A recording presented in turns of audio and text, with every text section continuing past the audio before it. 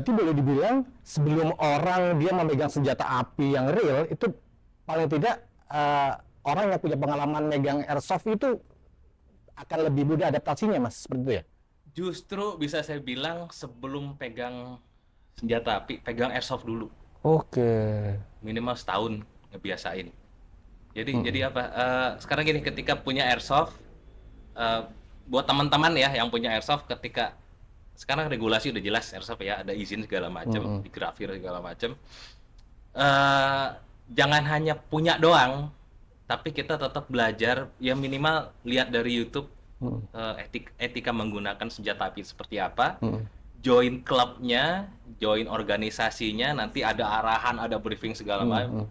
segala macam yang menjadikan kebiasaan bagi kita, kebiasaan yang positif. Mm-mm. Nah, jadi jangan jangan sekedar punya airsoft, punyaan atau buat gaya-gayaan disalahgunakan. Nah, jangan. Itu kembali lagi tahun 99 awal airsoft di organisasi dibentuk, saya terlibat segala macam masalah regulasi seperti ini. Kita salah satu yang create regulasinya. So, kejadian-kejadian gitu yang bikin kita gitu kan. Sakit juga lah kita bangun airsoft dari awal. Nah, sekali lagi ketika airsoft emang digunakan atau kita treat dengan baik dan benar, itu akan membentuk kita dan nggak kaget ketika ketemu yang namanya senjata api. Seperti itu ya. Ya, justru misalnya gini, misalnya saya ngelatih mau ngelatih seorang yang baru nih kenal gitu kan. Pertanyaan yang awal adalah saya nggak nanya pernah nembak sebelumnya enggak. Pertanyaan saya adalah eh, punya airsoft nggak? Oke. Oke, jadi bukan pernah nembak sebelumnya tapi punya airsoft nggak? Karena saya tahu dia nggak pernah nembak, tapi pertanyaan saya nggak tahu apakah dia punya airsoft atau nggak. Kalau dia punya airsoft, kemungkinan dia sudah mulai ngerti basicnya. Itu dulu. Jadi bukan masalah basic tepat atau enggak, tapi basic akan safety sama mekanisme. Jadi Mm-mm. kita harus ngerti mekanismenya biar kita safe juga. Kalau kita nggak ngerti mekanisme, nah nggak safe juga. Oke, seperti itu ya. Oke.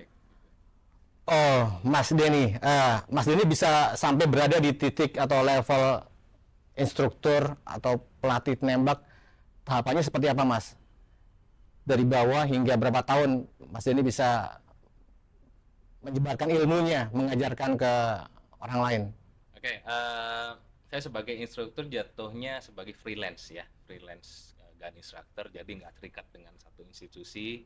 Jadi teman yang civilians, eh, kadang-kadang Mas Den janjian kita tolong latih, teman yang dari TNI juga, teman yang dari Polri juga gitu kan. Jadi freelance, bukan bukan apa, bukan atas dengan nama satu organisasi atau dengan di bawah apalah, nggak. Jadi saya sendiri freelance. uh, nah, untuk dapat kemampuan, sekali lagi bukan kemampuan nembak aja sih. Hmm. Jadi kemampuan pengetahuan dasar senjata yang dalam, sejarah, mekanisme, etika, Oke. oke, disiplin, terus yang paling penting harus suka ngajar, itu sih. Oke. Harus suka ngajar. Jadi mau jadi instruktur nembak tapi nggak suka ngajar itu apa ya, atau nggak biasa ngajar, itu Hmm. agak susah juga sih. Hmm. Jadi karena kebiasaan ngajar itu, jadi bawaannya senang aja ngajarin orang Hmm. apapun Hmm. yang diajarin itu kan, Hmm. termasuk nembak sekalipun. Oke. Jadi detail kita untuk menyampaikan proses apa, shooting sequence-nya. Hmm. Ya baik Mas Gibran, ternyata Mas Denny Ajadi ini juga menjadi penulis di salah satu majalah menembak terbakin. Ya mungkin kalau saya bisa baca sedikit tentang penulis. Mas Denny Ajedi adalah ahli balistik untuk Elemental Defense PT Industri Taktis Nusantara, kemudian penemu Axis Jump Decrease atau damper recoil pada senjata yang sudah pernah dipresentasikan ke PT Pindad. Seperti apa nih Mas? Coba bisa menjadi penulis di salah satu majalah menembak. Oke, ini proses jadi penulisnya waktu diajak oleh mentor saya Pak Agus Budi Hartono, salah satu pejabat Perbakin sampai sekarang ya, beliau. Terus, nah, mentor saya tahu saya suka nulis, tata bahasanya udah tertata gitu kan, Rapi ya? rapi untuk nulis. Terus ya waktu itu beliau nawarin "Den, tolong bantuin dong untuk majalah menembak perbakin," gitu kan.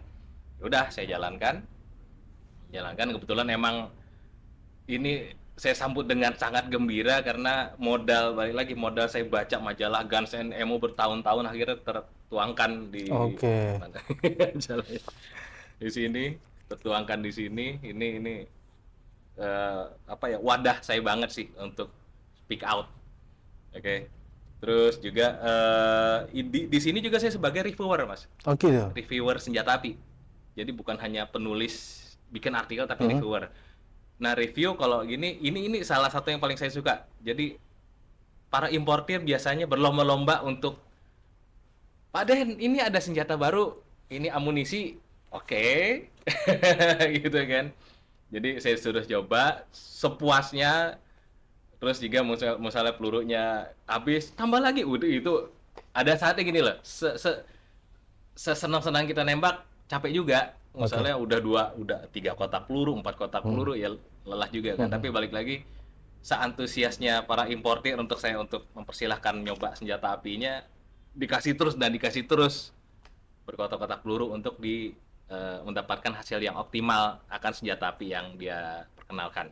Itu biasanya buat nge-review satu produk terbaru itu saat rilis terbaru, atau Mas Denny yang melihat nanti ada masukan misalnya kekurangan atau kelebihan dari suatu produk tersebut?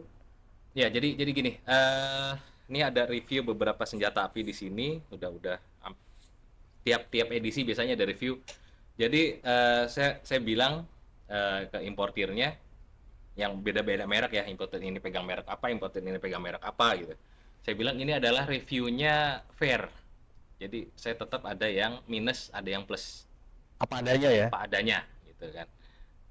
Ya tapi saya yakin dengan merek yang nggak sembarangan yang masuk pasti banyak plusnya. Oke. Itu mungkin minus harganya aja yang mahal gitu kan. Tapi dari situ tetap tetap kebaca apa yang cocok dengan saya dan akan cocok dengan orang lain dan akan apa kelebihan lainnya juga. Kenapa senjata senjata sebenarnya gini, senjata itu satu senjata nggak untuk setiap orang Oke. gitu. Jadi mungkin ada beberapa senjata yang nggak cocok untuk orang yang di bawah, yang tingginya di bawah 175 cm. Saya cuma 172 cm, jadi ada beberapa instrumen yang nggak sampai jempol saya untuk memanipulasi atau mencet tombolnya itu. Tapi Oke. ketika waktu itu ada satu senjata yang saya cek gitu kan, saya tembak, izin. Oke, saya tembak, terus slide lockback, saya reload, terus saya pengen slide catch, saya lepas gitu kan. Ada satu senjata yang pengen saya lepas nggak nyampe jempol. Jadi terpaksa saya manipulasi dengan tangan kiri. Gitu. Oke. Tapi di saat yang sama, dengan pistol yang sama, saya oper ke mentor saya Pak Agus. Dengan mudahnya dia dapat. Karena dia lebih tinggi, Pak Benar, Agus, mungkin benar, benar. 180 kali ya. Gitu. Jadi saya berusaha se-fair mungkin dengan kondisi tinggi badan yang apa ya, bagi orang Indonesia segimana sih tingginya? 170 atau berapa sih? 165 atau 70 kali Ya ya segitulah standarnya ya. ya. Apalagi yang Hmm. 165 makin Ya. gak dapat gitu kan. Oke, oke. Jadi kembali lagi gampang-gampang susah untuk dapat review yang paling fair untuk sebuah senjata api. Seperti itu ya. Oke, Mas Denny sudah sedikit menjelaskan tentang jenis senjata itu tidak semua cocok dengan orang lain gitu ya. Tergantung apa postur tubuh dan juga sebagainya. Berarti kan banyak jenis-jenis senjata api Mas Denny yang biasa Mas Denny review ataupun yang udah pernah Mas Denny coba. Sebenarnya ada berapa banyak sih Mas jenis senpi? Jenis senpi, ini sebenarnya bisa kita ngomongin sejarahnya lagi, panjang banget ke belakang ya. Dari sebesarnya aja ya. Iya, nanti kalau Mm-mm. misal detail kita bisa satu sesi khusus Oke, mengenai. oke. Dari tahun mana nih? Mungkin saya bisa tanya balik, jenis senjata api dari tahun mana ke tahun mana nih? Yang pernah Mas Denny belajar sejarah ataupun yang produk yang pernah masuk di Indonesia. Oke, pokoknya basically ya senjata api Basically. itu ya handgun, Oke. senjata genggam dengan berbagai kaliber kecil sampai besar, eh, selaras panjang tapi laras panjang pun macam-macam ya. Ada yang buat hunting, ada yang hunting rifle, ada yang bilang sniper rifle gitu istilahnya kan. Ada yang assault rifle, terus ada submachine gun. Submachine gun jadi machine gun atau karbin atau senapan pendek yang menggunakan peluru pistol. Terus submachine gun. Ada machine gun, terus ada apa lagi ya? Ada shotgun. Kembali lagi ini kalau saya jelasin satu-satu Oke. Banyak ya. 2 jam. Oke, sebenarnya ada perbedaan nggak sih yang dimasuk kategori senjata laras panjang, kriterianya harus berapa senti, senjata laras pendek berapa senti, seperti itu. Pistol itu termasuk laras pendek berarti? Oke, jadi gini, yang dimaksud laras panjang itu ketika memiliki wujud popor atau support ke bahu. Oke. Yang udah bisa disebut sebagai laras panjang, walaupun larasnya pendek. Let's say cuma 6 inch gitu kan, tapi dia ada popor, itu bisa dibilang sebagai laras panjang. Yang penting ada popornya. Terus, tapi ketika nggak punya popor, tapi larasnya panjang, 20 cm, itu tetap pistol. Oh. Mungkin pernah zaman dulu ada film Batman yang Jokernya pakai revolver panjang banget sampai semeter, itu tetap handgun jatuhnya, itu bukan senapan. Gitu. Tapi ketika indikator yang resminya adalah tadi ada popornya. Oke, terus panjang laras itu lebih ngaruh ke apa ya, energi yang dikeluarkan dengan velocity yang dihasilkan oleh projektil ketimbang akurasi. Jadi sebenarnya akurasi itu nggak ada kaitannya, nggak terlalu berkait dengan panjang laras. Seperti itu ya. Seperti itu. Oke, Mas Denny sudah menjelaskan banyak tadi. Boleh dibilang Mas, hobi menembak ini seberapa aman sih Mas dibanding hobi lain? Oke, paling aman justru ya, salah satu yang paling aman tergantung dari operatornya sendiri. Justru saya bilang bisa jauh lebih aman ketimbang main sepeda. Alasannya? Ya main sepeda saya jatuh berapa kali gitu kan. Oke. Naik sepeda gitu ada lubang kecil jatuh, stangnya lepas jatuh gitu ya kan. Cuma bedanya gini, kalau senjata api, kita ngomongin senjata api ya, bukan yang unit airsoft atau apa, kita ngomongin senjata api. Senjata api kan dirancang untuk ngebunuh sebenarnya kan, tapi bisa jadikan event olahraga. Kalau sepeda ya buat transportasi yang kemudian jadi alat olahraga. Berapa orang yang bisa mati ketabrak sepeda? Nggak ada kayaknya ya. Atau tapi mungkin jatuh iya. Oke. Gitu kan. Tapi kan nggak bisa menggunakan sepeda sebagai senjata. Sedangkan tapi kembalinya lagi tadi, senjata api adalah untuk emang ya sebagai senjata untuk bela diri, untuk menghancurkan lawan, tapi dijadikan untuk sport. Nah sekarang seberapa amannya? Ya asal nggak ada orang di sisi sasaran atau di downrange, ya sangat aman. Seperti itu ya. Sangat aman. Oke, berkaitan sama aman, safety, ketika orang awam ingin memegang atau menyentuh senjata, Mas, apa nih yang prosedurnya? Tidak serta-merta megang, melihat, tapi mungkin ada protokol yang harus diikuti. Oke, yang pasti sehat jasmani rohani. Oke. Ya, terutama mental, ya mental illness gitu kan, yang bagi orang yang mungkin agak kurang stabil secara apa sih, emosional, nah itu labil gitu ya. Iya, labil atau mungkin ada masalah gitu kan. Jadi misalnya emang ada calon peserta menembak, itu saya harus tahu persis latar belakangnya, ini lagi ada masalah apa gitu kan. Jadi nggak bisa sembarangan terima sebagai siswa menembak. Itu ada syarat khusus ya? Syarat khusus yang dalam artian apa ya, lebih ke insting kita sih. Itu taunya dari percakapan atau ya itu jadi mau nggak mau terpaksa ada short interview dulu. Jadi kita ngobrol dulu gimana lu tinggal di mana, lu kerja apa gitu kan. ini lo baru putus pacar nggak gitu, Oke. gitu loh. Sampai segitu. Mm. Jadi nggak mau ada masalah, ada apa kecolongan, pegang senjata api. Nah, jadi emang sebenarnya ketat sekali sebenarnya ya. Jadi saya kurang setuju untuk yang nggak kenal datang main tembak itu. Wah ya, sebaiknya sih untuk awal jangan jangan langsung dikasih senjata api, Oke. atau minimal minimal ini udah kewajiban bagi kita juga untuk awal nembak pasti kita nggak pernah kasih amunisi dulu, Kosong ya. pasti kosong, dry shoot dulu, tahu triggernya dulu, kita Oke. lihat dulu dia handling senjatanya gimana, walaupun dengan penuh pengawasan kita juga.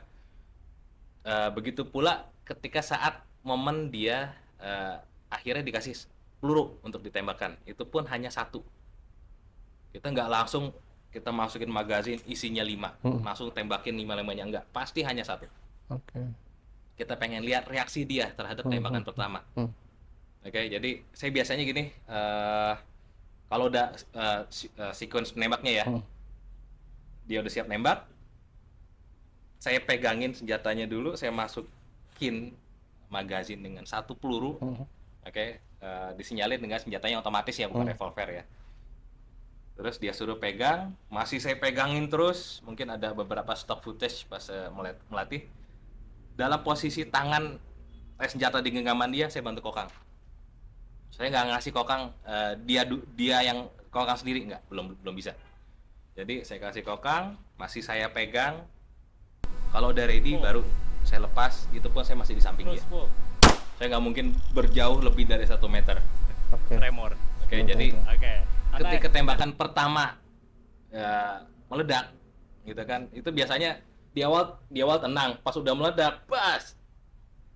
Tremor ya. Iya, kayak Mas Ari kemarin. tenang, bam, langsung gempa gitu kan. Nah, sekarang gini, kebayang dong Mas Ari, ketika kalau saya kasih lebih dari 1 peluru, bang, dengan getar dan jari mungkin masih belum terbiasa, masih belum safe, itu bisa meledak 2 kali dalam keadaan serentak. Bisa terjadi. Yang namanya tembakan pertama mungkin ke lurus, ke down range, tembakan kedua mungkin bisa ke atas. Terulang lagi nanti peluru nyasar, jangan sampai. Gitu. Peluru mantul juga bisa ya.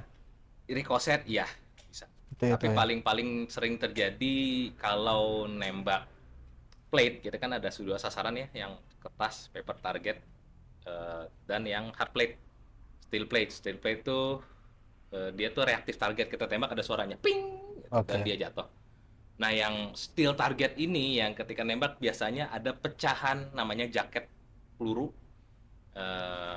lapisan yang lapisin projektil kan dari timah, jadi dilapisin lagi sama tembaga atau kuningan.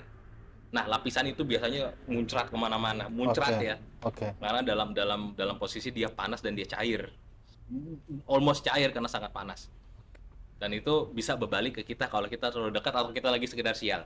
Oke. Berarti dalam membidik ataupun menembak menggunakan senjata api yang sesungguhnya ada mas aksesoris ataupun perlengkapan yang harus digunakan oleh seorang petembak atau orang-orang yang berada di sekitarnya yang tidak ikut menembak gitu, untuk menghindari apa yang tadi Mas Deni sebutkan, peluru mantul atau ledakan-ledakan serpihan dan sebagainya, biar tetap si penembak ataupun orang-orang yang ada berada di sekitarnya tetap aman, Mas.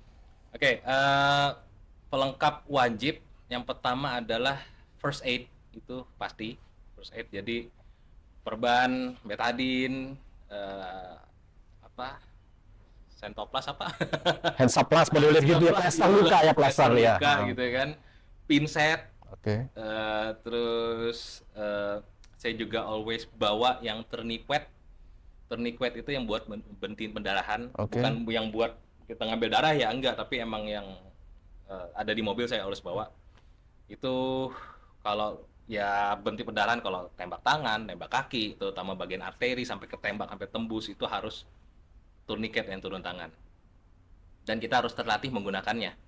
Jangan hanya punya-punyaan doang, tapi kita tahu cara gunaannya. Jadi kalau misalnya something happen sampai kena arteri, Itu pendarahan massif banget, udah kayak air ledeng tuh darah Oh, keluar. Itu hitungan detik lewat. Jadi kita harus sesigap mungkin pasang di kaki, misalkan heeh, kaki kena, heeh. langsung kita kita kunci, berhenti pendarahannya baru rumah sakit. Oke. Nah, seperti itu Mas. Seandainya kejadian tersebut atau accident seperti itu terjadi di saat kita tidak berada di dekat orang-orang, Mas. Ya. Gitu. Apakah kita otomatis harus bekerja sendiri ataukah membutuhkan orang-orang sekitar, Ya, ya. pendamping atau instruktur yang buat membantu seperti itu? Yang penting terselamatkan dulu nih, pendarahan berhenti, misalnya something happen gitu ya. Jadi yang penting kita bisa ngelakuin asal tadi terlatih. Oke. Kita udah siap, kita sering latihan sendiri juga untuk apply tourniquet atau uh, bentikan pendarahan yang lain kan. Terus ya yang penting perlu bantuan ketika mungkin bawa ke rumah sakit gitu Oke. kan, gotongnya Oke, aja oke, sih oke. gitu. Tapi so far ya alhamdulillah nggak pernah ada kejadian seperti itu Heeh. ya di lapangan tembak di manapun Oke. di Indonesia. So far ya alhamdulillah sih. Nah, selain itu juga yang harus kita pakai, harus stay standby adalah kacamata pelindung. Kacamata khusus atau kacamata yang eh seperti apa? Kacamata sport sih jatuhnya. Oke. Kacamata sepeda masih bisa mungkin ya. Bisa. Yang penting yang sebaiknya sih lensanya atau plastiknya tuh yang udah cukup kuat. Oke. Terus yang pasti pelindung kuping, tutup kuping. Penutup telinga ya. Ya, Seperti nutup itu. telinga. Karena apa? Di shooting range yang biasa itu kan ada pagar kiri kanan, pagar tembok ya, Pembatas. membatas. Jadi antara stage ada pagar. Beda dengan yang mungkin ada shooting range yang militer yang luas, Hmm. open area. Nah, khusus yang dengan pembatas itu suara tembakan bisa 3 kali lipat lebih keras. Kenapa? Suaranya mantul. Oke. Jadi kalau tembak tuh ada. Tapi kalau di open kita masih bisa nembak handgun tanpa earplug, apa penutup kuping. Tapi kalau di tadi posisi tadi harus pakai. Oke. Apalagi indoor. Ya indoor gini. Lapangan indoor itu lebih parahnya bukan suaranya, tapi pressure.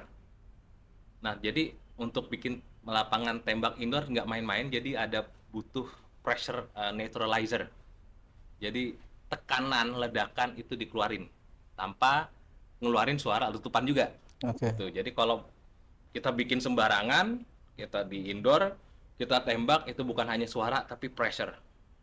Jadi kalau misalnya pernah saya ngelatih di satu tempat indoor, lapangan tembak indoor, saya lepas nih plug gitu kan. Ini kondisi lagi aman, lagi pada Oke. clear semua kan sebenarnya kan. Saya lagi ngasih arahan, tiba-tiba belakang saya line sebelah lepas tembakan. Itu kuping kayak nyelam di kedalaman 3 meter ya, langsung gitu kan. Mampet gitu ya? Mampet. Heeh. Itu bolon 4 hari. Oh ya. Nyaris ke THT kan hari keempat kan, tapi sorenya hari keempat oke nih membaik, akhirnya udah nggak jadi THT deh. Efeknya seperti itu ya? Indoor. Oh, Untuk seperti indoor. itu. Itu aja peluru pistol, gimana indoor ke peluru senapan. Pressure-nya makin Benar, gila. benar. Jadi bukan sekedar suara. Oke, jadi pelindung telinga wajib, Wajib pelindung mata wajib, banget. sepatu atau sendal Mas kadang-kadang. Sepatu lah. Sepatu ya. Sepatu sendal kan kita nggak tahu kondisi habis hujan terus ada lumpur, kita Oke. jalan pleset lah, sendal Ah, ketinggalan Oke. gimana kan. Untuk pakaian yang senyamannya apa yang harus tertutup seperti apa? Senyamannya, Senyamannya ya. agak senyamannya, yang penting yang namanya outdoor pasti ada nyamuk senyamuk, 2 nyamuk gitu kan, apalagi Oke. kalau udah sore nyamuk udah pada naik ya. Jangan open lah. Jangan Oke. open. Jadi inti bagaimana kita bisa sebagai orang awam ingin mempelajari atau mendalami, menggeluti hobi menembak ini, dasar-dasar yang harus kita tahu adalah safety Mas ya, Ya. keamanan ya, itu bagi diri kita juga dan orang lain. Oke Mas, kemudian ada nggak pesan Mas Denny bagi mereka mungkin orang-orang di luar sana yang MC friend yang pengen menggeluti ataupun tertarik buat mencoba olahraga menembak ini, apa yang pengen Mas Denny sampaikan? Oke, jadi bagi yang penasaran pengen nembak senjata api gitu ya, seperti saran saya berikutnya, sebelumnya sebaiknya biasakan dulu dengan airsoft dulu sih. Oke. Jadi miliki gitu ya. Kalau pengen udah niat banget nih, bener gue pengen nembak nih senjata api segala macam, tapi baiknya adalah tadi tahapannya punya airsoft dulu aja, yang resmi ya. Jangan beli di online nggak jelas gitu, terus beli airgun yang notabene emang dilarang. Oke. Jadi yang kayak masalah kan airgun itu dibagi dua, air pistol, air rifle. Air rifle itu legalitas jelas, tapi kalau air pistol atau kita sebutnya airgun gitu kan, itu nggak jelas atau dilarang lah udah pasti. Jadi yang penting punya airsoft ya, bukan punya air pistol, punya airsoft, join dengan klub, klub nembak biasa atau klub yang skirmish perang-perang bareng gitu kan, itu positif banget. Kalau udah yakin baru senjata api. Seperti itu ya. Ya, jadi ya bisa aja sih langsung ke senjata api, tapi ngerinya kaget itu aja. Ya kemarin, Mas Ari sebelumnya punya airsoft nggak? Belum pernah menyentuh sama sekali. Iya, jadi kemarin dampaknya kan ketahuan gitu kan, shock terapi. benar seperti itu. Oke, yang pasti LV Friend, kalau kamu penasaran dan pengen mencoba sesuatu aktivitas ataupun hobi yang laki-laki banget ini, nggak ada salahnya kalau coba jalan-jalan ataupun mampir ke lapangan tembak Senayan Perbakin. Nanti di sana lihat-lihat dulu gitu ya. Nanti di sana tanya-tanya aja dengan instruktur ataupun pelatih yang nanti akan membimbing kamu secara aman dalam menyalurkan hobi menembak kamu. Yang pasti di podcast kali ini banyak banget sesi-sesi ataupun hal-hal yang bakal kita ulas lebih lengkap, lebih detail di episode-episode selanjutnya. Dan yang pasti untuk episode kali ini, terima kasih Mas Denny. Kayaknya sudah cukup banyak. Kita udah mendengar pengalaman Mas Denny, biografi Mas Denny, pengalaman masa kecil hingga sampai berada di level instruktur ataupun pelatih menembak.